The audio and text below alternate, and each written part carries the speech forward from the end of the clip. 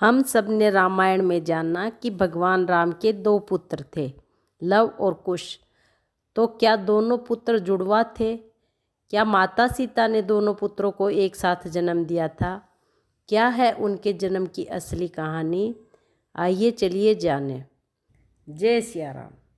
हम सब जानते हैं कि लव और कुश दोनों प्रभु श्री राम के पुत्र थे, लेकिन कुश भगवान श्री राम के पुत्र नहीं थे, वह लव के क्लोन थे।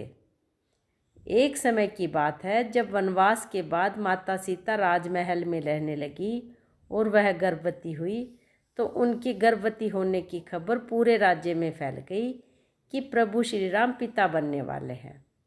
हर चारों तरफ खुशियां ही खुशियां हो गई, लेकिन कुछ घरों में शंकाएं होने लगी और आपस में विवाद भी होने लगे, जिसके कारण सीता जी ने राज्य में इस स्थिति को सुनते हुए वहाँ से जाना उचित समझा।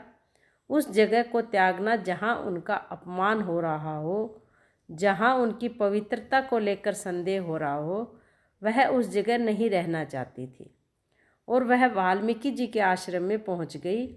वाल्मीकि जी के आश्रम में पहुँचकर उन्होंने बहुत प्रयत्नों से अपने कष्टों को बुलाया और गर्भ में पल रहे शिशु के लिए वाल्मीकि जी ने जो उनके पिता के समान अपनी बेटी के समान उन्हें आश्रय दिया।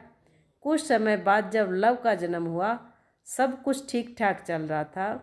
एक दिन माता सीता जी वन में लकड़ियाँ लेने के लिए जा रही थी। तभी वाल्मीकि ऋषि कुछ कार्य में व्यस्त थे, तो माता सीता ने कहा कि मैं वन में लकड़ियाँ लेने जा रही हूँ, कृपया करके आप लव का ध्यान रखिएगा। किसी कार्य में व्यस्त होने के कारण वाल्मीकि जी ने बस हाँ में सिर हिला दिया, परंतु उनकी तरफ देखा नहीं। माता सीता को लगा कि वाल्मीकि जी लव के ऊपर ध्यान नहीं दे रहे। उन्होंने सोचा कि इसे मैं साथ ही ले जाती हूँ और माता सीता लव को अपने साथ ले गई।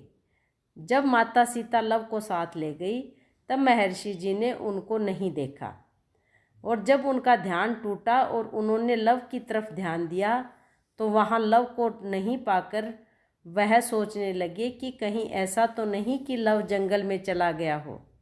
उन्होंने इधर उधर खूब तलाशा। फिर उन्होंने सोचा कि कहीं कोई जंगली जानवर तो लव को नहीं उठा ले गया।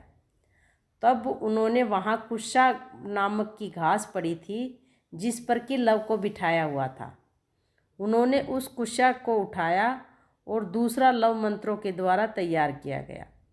अब यहाँ यदि हम यह देखें कि पहला क्लोन शिशु रामायण काल में हो चुका था।